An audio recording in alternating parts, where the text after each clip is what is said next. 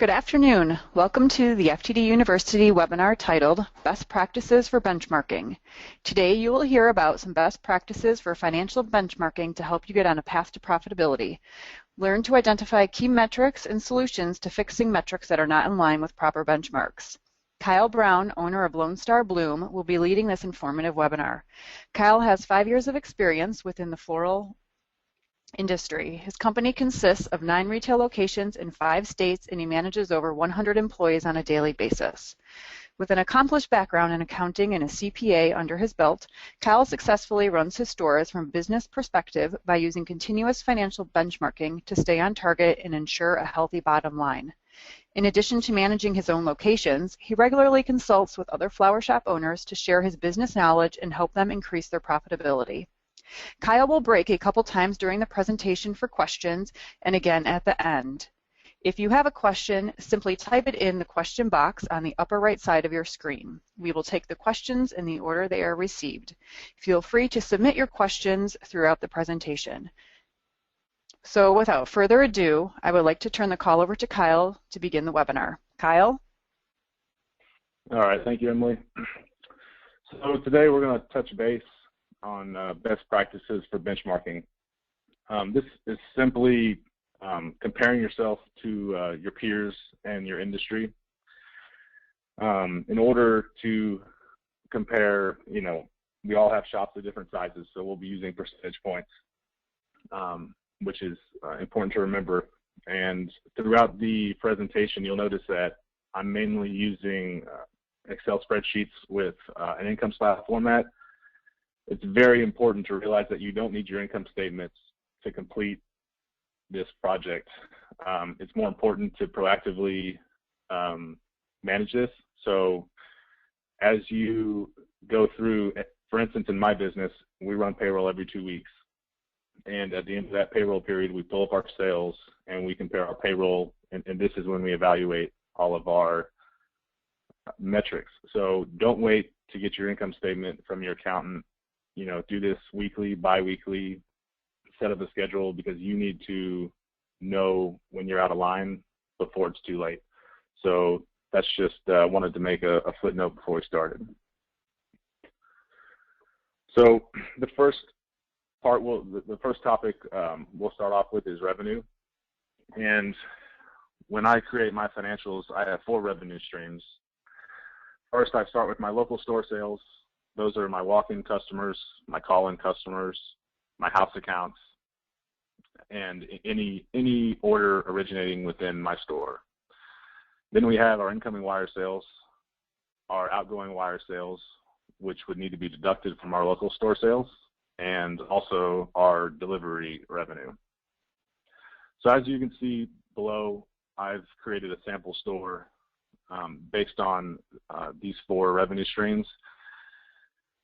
And you'll see that $110,000 is the sample we're going to be using today. If everybody's aware, on your wire clearinghouse statement with FTD, you have a quality star rating. So when you pull up your statement, go to the last couple pages, and FTD actually tracks how many orders you filled for them and how many refunds they've given or delayed responses they've incurred. And based on the percentage you have, you either have a quality star or not. So it's very important to not only pay attention to your FTD quality star, but also keep your own. So you should be tracking customer refunds, customer complaints, and making sure that your refunds are in line with everyone else's. I don't have any refunds included here because this store is 100% perfect. We also have sales tax included in this revenue. So when we back out sales tax, we come to our net revenue number. This is the number that we will utilize, and you should utilize throughout the entire presentation. So I kind of modeled this to hit an even $100,000 so that we don't have to pull our calculators out to do the math during the presentation. Does anybody have any questions on revenue before we move on to cost of goods? It doesn't look like we have any questions at this time. Okay. So our cost of goods is going to be our most single highest category. As you can see, you're shooting for between 31 and 34%. We need to pay very close attention to this category because it is the easiest to slide off of target. So when we look at this, you'll notice that we have our net revenue number on top that I've carried over from the previous screen. And I have my total cost of goods, and then I have it broken down between 5 or 6 categories. So on my income statement, I have it broken down between edible for our fruit and gourmet baskets, florist to florist orders for all the orders that you send out. There's not a participating wire service florist in the area, so we have to give them a credit card. We also have our fresh cut expense, our FTD marketplace expenses for our codified items. We have hard goods expenses for our vases, syndicate, oasis items, and then we also have plants. So the detail is really just there for informative purposes. We don't really have a specific benchmark for each line item. Some stores will have more florist to florist orders than others. Some stores will have more FTD marketplace orders. So don't focus too much on the lower end. You want to focus on that top line item. So here, this sample store, we've given $33,000 at cost of goods sold. And from the bullet point up top, we are in line. What is very important to remember is if you're projected, if you want to hit 33% and you end up missing it by a percentage point. So let's say when you evaluate your numbers and you're at 34%, a lot of people will have the mentality that we only missed it by 1 percentage point. We did pretty well. Well, if your store is doing $500,000 a year in sales and you miss your benchmark by 1 percentage point, you just cost yourself $5,000.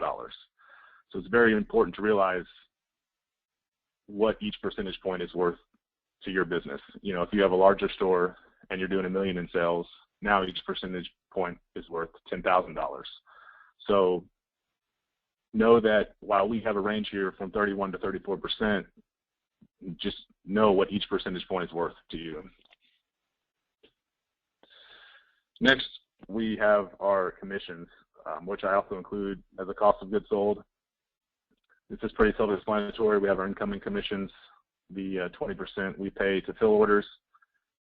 I treat my outgoing commissions a little differently than some other people. I include 100% of the revenue I collect from my customer in my revenue, and then I also record an 80% fulfillment commission in my cost of goods. So if you'll notice, I had $5,000 of outgoing sales in revenue, and here I've recorded a $4,000 outgoing commission expense. And then we also have our clearinghouse expense, which is 7% that goes to the wire service. So here I have included the last couple of slides all in one sheet for an easy snapshot. So we can see we started with a net revenue of $100,000. We included our cost of goods sold. We included our commissions, and we included our, now we have arrived at a gross profit. From this point backwards, the gross profit is not very important. It's not an important benchmark because your commission expense. If you are mainly a fulfillment store and you do a large amount of incoming wire orders, your commission expense is going to be much higher and your gross profit is going to be much lower. If you are a boutique style shop and you are not a member of any wire services, you are hardly going to have any commission expenses aside from the few wire orders you send out. So from a benchmark percentage perspective, don't get too hung up on your gross profit percentage. Just make sure your cost of goods sold is in line, and your commissions are going to be a result of whether or not you choose to fill incoming wire orders or not. Do we have any questions? There's no questions at this time. If you do have any questions, you can simply type it in that question box in the upper right side of your screen, and we'll take them at the next break. Okay. So moving on to expenses, The latter was simply more informative. So this is where we can get down and identify certain areas to improve. So unlike your cost of goods, you want your expense chart of accounts to be relatively small. You don't want 2 or 3 pages of line item expenses on your income statement. So you're looking to combine a few things here. If you buy janitorial supplies and you buy floral related supplies, all of those go into one category. So we don't want to break this down into an enormous amount of detail. So I'm going to walk through what is a typical benchmark in my business and what happens if you go beyond or below that. So across all of our stores, we spend about 1% in advertising, and our auto expenses are about 1% as well. With the auto expense, if you start to creep above 1%, that's an identifier so that you might look at updating your fleet. A lot of people are hesitant to buy a new vehicle, but if you're spending an enormous amount of money, $500–600 every month repairing your vehicle, it might be cheaper to go ahead and purchase a new vehicle. So in my business, when my auto expenses cross a certain threshold, I use that to evaluate whether that van needs to be discontinued, put away, and a new one needs to be brought on. Our contract labor tends to be at 2.5%. If it is lower than this, it usually means we're a tad overstaffed, and if it's over that, it usually means we're a tad understaffed. We all need extra help with the holidays, but if you're continuously calling in extra help in July, August, October, and you start to creep above that 2.5% level, that's a good indicator that your payroll is not 100% in line. So when we run our financials, if we're under 2.5%, we really take a look at maybe adjusting our payroll expenses. Now, the wire clearinghouse fees, this is basically your entire statement, excluding your marketplace purchases and your point of sale payment. Your marketplace expenses, if you'll notice in the previous slides, we put under cost of goods, and your point of sale payment, if you have a point of sale and you get $200 or $300 a month taken out, that's actually not an expense. It's a debt payment. So you shouldn't include that as an expense on your income statement. Now, aside from all that, your wire clearinghouse fees are everything else: your credit cards, your membership fees, any other directory advertising services you choose to participate in. This is a hard topic to benchmark because, again, it depends on how actively you're involved. Obviously, the boutique style florist we mentioned earlier would have minimal clearinghouse fees, and a major wire fulfillment center would have a large amount. We have an even mix. Ours tends to fall about 4%, but just because you're at 6 to 7 doesn't mean you're doing things wrong. It could just mean you have a different business model than your fellow florist. Our fuel tends to be about 2%, and how we use this is also difficult to benchmark because we have some stores that are in small towns. We never have a delivery more than 15 miles away, and we have other stores in the metropolitan areas to where we could be driving 30 minutes one way to make a delivery. When we are over 2%, we have used this benchmark to analyze, okay, is our delivery area too large? And several times I have purchased a store, inherited a delivery area to where they were driving all over the town, and it just wasn't profitable with the amount of fuel they were using. So we're able to actually use this to determine whether our delivery area is too large or too small. Insurance, again, this is a hard thing to benchmark, whether you own the building or don't own the building, whether your rent includes insurance or not. Obviously a lot of owners will include their personal vehicles. So what I would encourage everybody to do is contact your insurance agent. Don't pay what he tells you to. Get him to explain your coverage forward and backward. You don't want to be overcovered and you don't want to be undercovered. But you need to understand the coverages you have and go from there. Office and supply expenses is really just a miscellaneous category. Everybody needs toner cartridges. Everybody needs paper. We don't really use this account very much to analyze things, but it typically is around 2% for us. Payroll expenses, this is our second biggest category behind cost of goods, and it's another one of those situations where each percentage point in this, in a $500,000 a year in sales store, like I mentioned, every single percentage point is worth $5,000. It's a lot easier to miss your payroll expense by 1% than it is to miss your advertising expense by 1%. So this is one of the things that later on in the presentation we're going to drill down.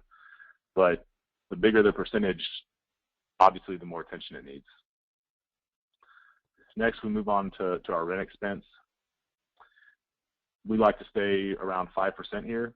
The problem is a lot of us are locked into leases, and you can't just decide to pay a cheaper rent. So this is a difficult category to control. If you're locked into a long-term lease, I will explain a few scenarios later where you have some options. Now, our repair and maintenance. We need to make sure that repair and maintenance related to automobiles goes into our auto category. And this repair and maintenance is simply facility related, whether you need to change your locks or repair a door, put Freon in your cooler, items like that. Again, we use this similar to our auto repair and maintenance. If you're spending $500 a month servicing your cooler, it might make sense to look into getting a permanent fix. So if our repair and maintenance is above that threshold, then we start to look at, does it make sense to keep repairing this item, or does it make sense to invest in something new? And our utilities, this is everything lumped into one: gas, electricity, water, phone, internet. All these combined tend to run 4%. Your larger stores need more infrastructure than your smaller stores, so that's something to keep in mind. If your utility expenses is a lot higher than this, but you run a four-store, a four-store operation, in a big city, obviously your utility expenses are going to be higher. So keep that in mind. So after we've run through this entire thing, we've added it up, and our expenses come out to about $46,000. So Kyle, before we move on, we do have a question that's related to that chart of accounts. Nancy was asking if you can explain the the clearinghouse fees again as expenses. Okay. So when you pull up your clearinghouse statement, we'll just use FTDs for example. You have several boxes. Your first box explains all of your orders. So they're going to say you filled X amount of orders, you paid this commission, you sent this many orders, you paid this much commission. So that portion of the statement is moved up to cost of goods. The wire commission portion, a couple slides previous. Then we move into, I don't have a statement in front of me, but you're going to have a marketplace section. So the marketplace section is subtracted and moved up to your cost of goods. And then what's left is if you're clearing your credit cards, you have a membership fee. These are all the expenses I'm talking about. You have your FTD quality and education. If you're an SAF member, sometimes those fees are withheld from your statement. So basically, at the end of the day, even though you get you may get a $2,000–3,000 check from FTD, you have to go back and see what you did to earn that money, and you just pull out all your expenses. So when I do mine, I go through there, and rather than having a credit card expense line item and a membership expense line item, I lump everything into a wire clearinghouse fee. So if that didn't fully explain your question, I guess you can ask again, Emily, or follow up later. Sure, we can follow up later if you have other questions, Nancy. We do have another one regarding how labor wants cash only. They don't want 1099s. It's hard to get help any other way. Any advice on that? What I would say in terms of benchmarking, you know, when we were smaller, we used to combine payroll and contract labor. You know, we would say, okay, well, our payroll is 23 and our contract labor is 2.5. And so, you know, we should be able to count 25/5. We found that I wanted a little more detail than that, because it's only detrimental outside of holiday times. In holiday times, I wanted a different breakdown. In terms of not being able to get help any way else, I haven't personally run into that problem with people. Most people don't want to be 1099 because they have to pay the extra taxes. So, you know, I would almost say, I know everybody's kind of looking for help, but I would almost say if they're not willing to go on payroll, then you don't hire them. So, is it okay to move on, Emily? Yes, go ahead. Okay. Okay, so, you know, touching base on payroll again, I mentioned this was the most important account outside of cost of goods, and this is also the most easy account to control. As managers and owners, we all determine when our employees show up, when they leave, and how much they're paid. Sales forecasts are a necessity. As I mentioned, we run payroll every 2 weeks, and before we start a new pay period, we forecast our sales. So we go to this pay period last year, and then we pull up our current trends for the year, and we forecast sales. So if we say, okay, we believe we're going to sell $10,000 of product this week, we know we can only schedule $2,500 of labor. And you have to plan that, and you have to stick to it. And you're always going to have employees that beg for hours and, you know, say they have to work, but the responsibility is for you to make a profit first, because if you're not making a profit, you can't pay your employees. So it's a very hard thing to do as an owner, because you feel a responsibility for your employees, but at the end, you have to do what's best for your business. Now, on these numbers that I'm using, 23 to 7% of net revenue, this is including the owner at a fair market value. Obviously, if you're working 80 hours a week and paying yourself minimum wage and you're the main designer, your payroll is going to come in a lot lower. And if you are pulling an extraordinary amount of salary out and you're not very active in the business, you're going to be a lot higher. So if you're in one of those situations, whenever you run your benchmark calculation, just be sure to use a fair market value for yourself so you can get a good benchmark here. Because if you're not paying yourself anything and your payroll's at 9%, that doesn't necessarily mean that you're doing that well. And another note to mention is the smaller the shop, usually the lower the payroll. I put a few samples down here.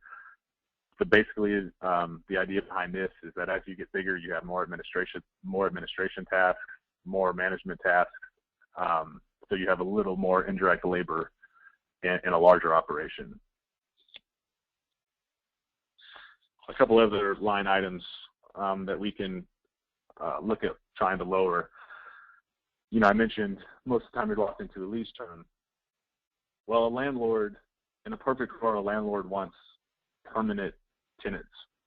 So if you're coming up on the end of your lease, you have a year and a half left, and you know his worst nightmare is for you to move out and him not only to have to spend money finding another tenant, but also risk being, you know, having no tenant for a couple months.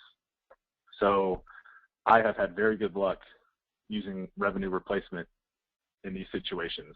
I have a year and a half left on my lease. I go to the landlord and I tell the landlord I'm willing to extend my lease term in return for a cheaper rent. And I've only been turned down by one landlord doing that, and I've had success with 4 of them. And it's a considerable, but you just have to ask the question. most landlords want guaranteed income that they can see in the future, and they don't want to, they'll take a little less money in order to have a longer term security. Another item is, ask for timely payment discounts. We all know that it costs about 3% to process a credit card. So if you call, I realize a lot of us love credit card points.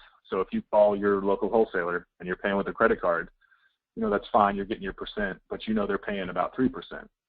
So what I've done before is I go to my vendor, I say, hey, I know it's costing you 3, I'm already getting 1, so how about you give me a 2% discount? I make a little more money, you save a little money, and everybody's happy. I've had a lot of success doing that as well. I've already mentioned to reevaluate your insurance coverages. Again, don't pay what your insurance agent advises you to. Make sure you understand what you're paying for. Nobody wants to drive a minivan and be insured for a Lamborghini. So just make sure you have adequate coverage, you're not over or you're not under. Another thing you can do is ask your CPA how to lower your bill. I've seen people bring in shoeboxes full of receipts, and they end up paying about 5 times what someone who walks in with an organized income statement does. So ask your accountant what you can do to lower your bill. You may already be highly organized, and there may not be no room, but it's a good question to ask. You can also centralize your purchasing. I know several people who are comfortable having 8 vendors, and they get this little thing from this vendor and this little thing from this vendor. When you reduce your number of vendors, you gain leverage on volume. You tend to get taken care of a little more. You can work in discounts, and there's really no risk in if you drop an order from one of your local guys and you go back, he'll still sell you roses the next month. A lot of people are afraid to. I never run into that problem.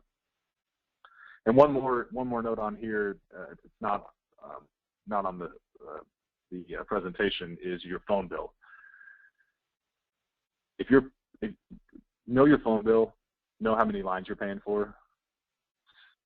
I've walked into several businesses I've purchased, and a small store doing $400,000 to $500,000 a year in sales, and they're paying for 12 phone lines. And when you look at the itemized bill, 8 of the phone lines have no activity, but you're paying $37.50 a month for each one. So get your phone bill, ask for an itemized breakdown of activity. If you have phone lines that you're not using, get rid of them.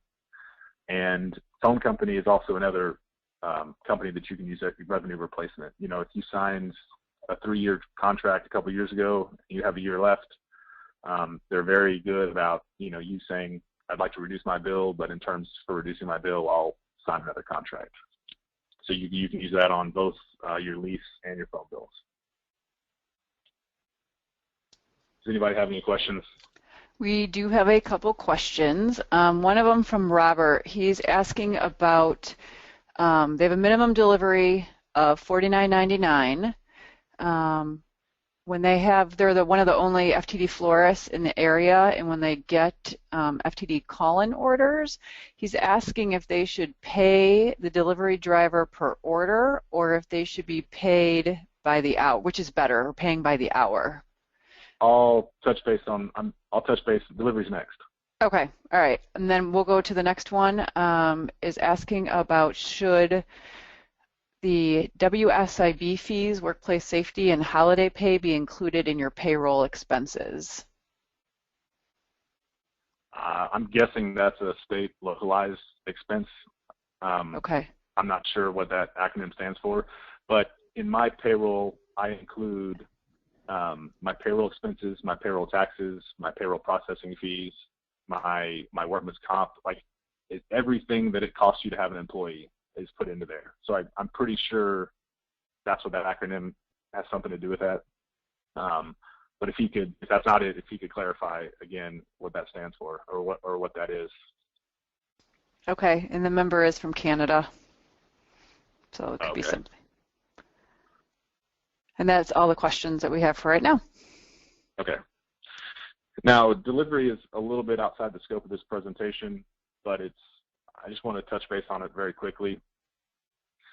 If you'll notice, when we first started out, we split our delivery revenue out. So we know at any given point what, for lack of a better word, what our delivery sales are. And also, our income statement is split out, so all of our automotive and delivery expenses are easy to pull out. That's why we differentiate between our auto expenses and our facility expenses. So we have our fuel, we have our auto expenses. Your depreciation expense should be easy to, you'll have multiple items, but you should have a chart saying, your cars are this and your coolers are this. And then you have your driver payroll, which whether you have them on payroll or pay them per delivery, you should be able to know that expense. If you have someone doing your payroll, you can ask them to do your payroll by departments, and you can identify which employees are in which department. And if you do your payroll yourself, you can easily go through and say, okay, well, I paid driver A this, I paid driver B this. So this is a very quick analysis. Hey, we had $10,000 in delivery revenue. Hey, we had, our costs were 12. We lost money. Your delivery team has to be profitable. This is a majority of stores I go into, they're not profitable, and their mentality is, it's a service we have to offer. Well, you also offer flowers, and you want to be profitable in flower arrangements. So don't be afraid to raise your delivery prices. If your customers are used to paying 8 and you need to go to 10, UPS isn't going to come to your store and deliver their flowers same day for $10. So what we have done, a very quick analysis is, we have $10,000 in revenue, we have $12,000 in expenses, we lost $2,000. Well, then you pull up your delivery log report and you say, okay, we did 1,000 deliveries. So right there, you know that I need to go up $2 on every single delivery. It's a very quick calculation, and so much money is lost in delivery, it's mind-boggling. Usually, I've been into stores that have lost over $10,000 a year because they don't have their delivery in line. So pay attention to it, make sure you're charging the right amount for it, and make sure your delivery team is profitable. Now back to the question on whether to pay your drivers per package or per payroll or through payroll. It's a coin toss. When you're paying per delivery, you ensure that your per delivery cost, right? You know that if he takes 10, he's going to get paid 10 times X, and that's his payment. What we do in our stores is all of our drivers are on payroll, because not only are they expected to deliver, but they're also expected to help process, help the designers get bases, and they have multiple duties. Rather than paying an individual full-time person to essentially be a porter and do that, we work that in. We do, however, have a pretty detailed analysis of driver statistics. So even though I don't pay my drivers per package, I know exactly how much each driver would make due to our analysis. And some drivers, this way we know some drivers are better than others, and we know which drivers to schedule more. So it's a lot more complicated than the simple, do you pay them by package or not? But that should be a pretty high level explanation. All right, do we have any delivery questions? No, we're good right now. Okay, so now we'll move on to profits. This is basically just a summary of our previous slides. I've taken the bottom lines from each one and put them all on one screen. So with this scenario, we had $100,000 in net revenue. We take out our cost of goods and our commissions. We end up with our gross profit, add in or subtract out our expenses, and we come out with a net income of a little less than 10%. This is for a average size store, single location, owner operated store. This is a very attainable percentage. I don't have volume discounts worked into these numbers. I tried, I stepped outside of our operation and put in some normal numbers. So 10% is very, very reasonable to be able to shoot for. Okay, before we go to the case study, do we have any questions on that number? No, we don't. Okay.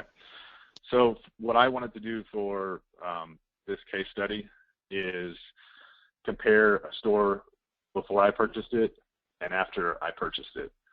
So this particular store did very little in wire income before I purchased it, and when I purchased it, I decided to add wire revenue to help my benchmarks. So as we discussed earlier, ways to lower the actual dollar value rent, for instance. So we attempted, in order to fix our rent benchmark, we want to actually reduce our rent expense. The other way to fix your benchmark is to increase your sales. So if we have a $5,000 rent payment divided into $100,000 of sales, we have a 5% rent expense. Well, if we have a $5,000 rent payment divided into $200,000 of sales, all of a sudden we have a 2.5% rent expense. So this case study will show you side by side how I made a store more profitable by adding in wire revenue through the principle of absorption. So we have 2 years of income, 1 year with minimal wire income, 1 year with substantial wire income. And absorption is essentially using low margin business to improve your benchmarks. A lot of flower shops are hesitant to accept wire in orders because they don't believe they can be profitable on them. But what you need to realize is that don't look at the individual arrangement, but look at what all of the arrangements throughout the year can do for you. So you'll see some columns highlighted in green, which are fixed costs. These drastically reduce your benchmark. And then we have other items highlighted in yellow, which are the variable costs, which will nominally reduce your benchmark. So here you can see I've highlighted in blue the only difference in sales. The column on the left, before I took over, they were doing about $25,000 in sales, and the column on the right, you can see I increased it by about $100,000. So we go through total income and we get down to our net revenue, and we come to commissions. Obviously, we know increasing our wire-in orders that much, our commission expense is going to be much higher.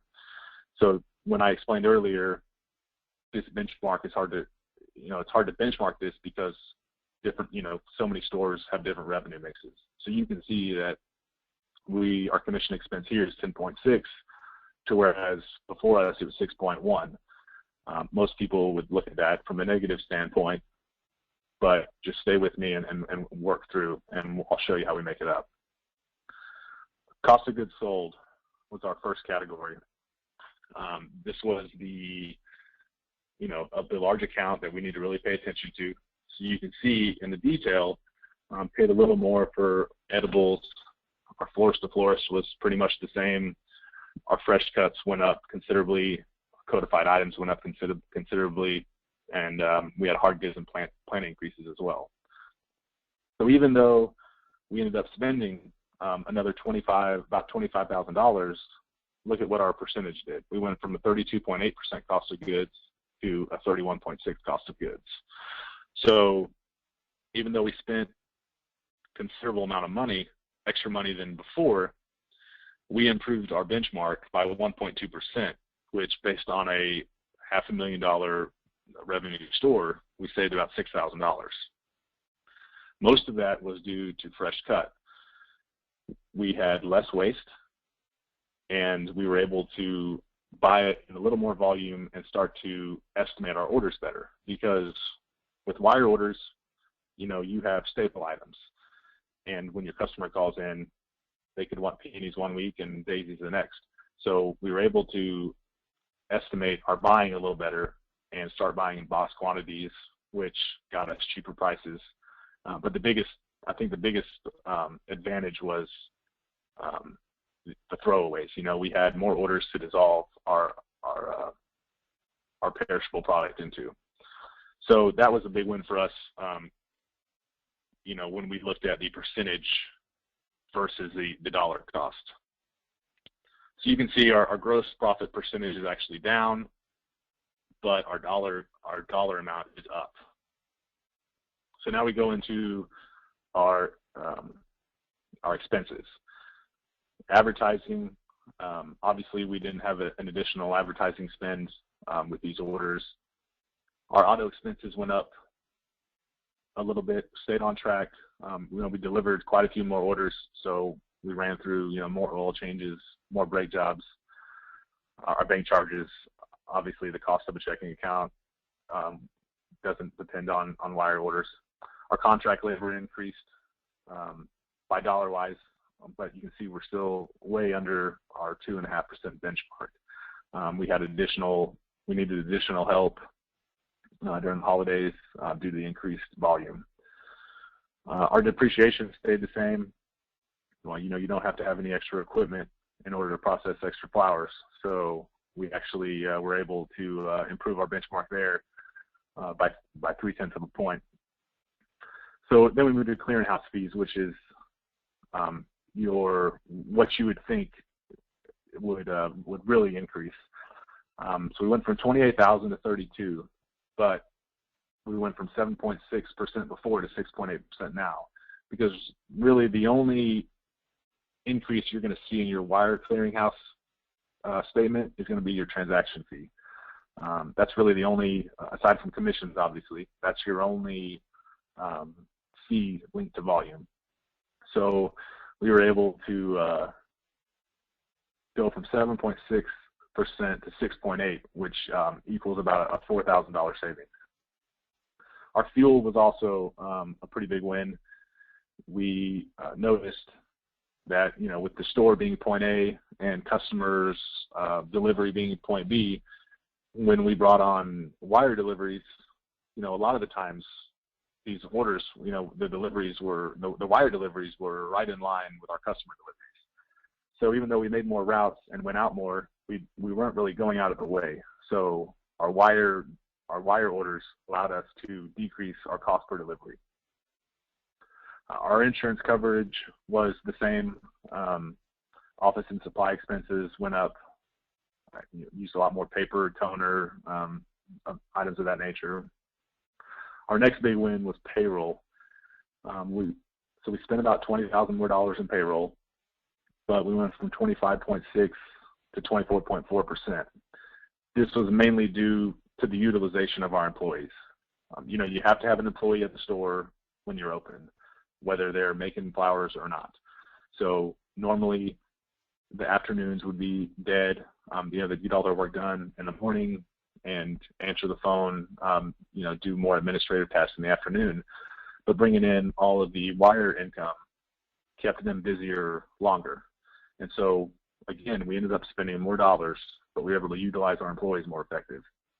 And we actually increased our benchmark by 1.2% here. The next three items are closely related, all expenses related to your facility. So obviously, whether you make 10 deliveries a day or 100 deliveries a day, your rent's going to be the same. Your repairs and maintenance, you don't have extra coolers, you don't have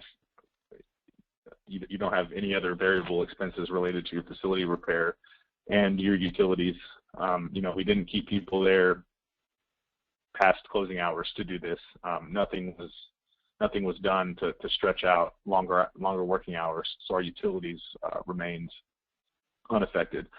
So with these three items alone, a good 2 to 3 points was added to the bottom line. And so you can see our total expenses at the bottom, about $30,000 higher, but a drastic increase with our expense percentages. So again, I've combined the slides into the bottom lines to create a snapshot. And you can see when you move to the bottom, before we took over, they were doing about 8.7%, which is pretty healthy, making about $32,000. And when we added wires, we were not only able to increase our dollar income, but also our percentage income. So what you need to realize is that when you bring wires in, not only does, it makes your entire other business more profitable. So our $100,000 of additional wire income made our existing $400,000 of income that much more profitable due to delivery savings, cost of goods savings, and employee utilization. So don't think so small in terms of, I can't make money on this $39.99 order. Think of what you can do over the course of 3 to 6 months. What can I do with this $25,000 of extra income? So that's it for the presentation. And before I turn it over to Emily, you can email me with any questions. And if you want more personalized help or attention with your specific revenue mix inside the store, I'd be happy to help you out. It's a little hard with some stores doing wire, some stores not, some stores being multiple locations, some stores being not. There's just too many variables to really hit an audience this big accurately. So I'll be happy to help anybody out that needs some help. Emily, anything else? Yeah, Kyle, we do have one more question from Stanley. Yeah. He was asking if the amounts you were showing are actual amounts or projected, because it was showing your delivery was up $500 and you delivered how many more orders to generate $100,000 more in revenue. If you had an average order of $50, you generated 2,000 more orders, and it only cost you $500 more. So I think he's just asking about the math. So, now this analysis is not exact. I tweaked a few numbers to make it easier to identify key numbers. But which will you repeat which question? He's asking about if your delivery costs were up $500. How many more orders did you receive to generate $100,000 more in revenue? My delivery cost. So I guess he's talking about auto. Maybe. So if you're referring to auto, that was just like oil changes and brake jobs. And with the fuel is actually probably a little higher than that. And what else would be? So I'm thinking the fuel might be not entirely correct. There's a little, I broke this, I had to carve this out of my income statement, so I ended up estimating on a few things. But most of those, most of the delivery is the 100,000. You can nationally you can account for a $65 average order. So $100,000 is about 1,500 orders. So we were this specific town is in a small area. So probably, I would say the city is probably 15 miles wide. So we weren't really running across the country, burning through a lot of gas. If that answers your question. But if it's the $500 in auto, that doesn't include driver payroll or any other vehicle cost, just repair and maintenance related to our vehicles. So we ran through a couple more sets of brakes and a couple more oil changes. Okay. Well, and we don't have any more questions at this time. So like Kyle said, if you do have any questions, he did share his email address with you. So I would like to thank you for attending today's webinar. If you missed a portion of this webinar or would like to view it again, a replay will be available at FTD University online later this week. And webinar materials are always available at ftdi.com. You can simply click on the FTD University logo on ftdi.com and click through to the webinar series page. We'll be sending you a brief survey to gather your feedback on today's webinar, and please help us complete the survey to help us improve future webinars and other education programs for you. The next FTD webinar is scheduled for Tuesday, July 14th, Derek Myers from Crockett Myers and Associates will share the do's and don'ts of boosting profitability to help you optimize the financial well-being of your business to support a healthy bottom line. Registration is already available at ftdi.com, so be sure to register as soon as possible to reserve your spot. And again, Kyle, thank you for sharing lots of great information on best practices for financial benchmarking. And this concludes FTD's webinar, Best Practices for Benchmarking. Thank you.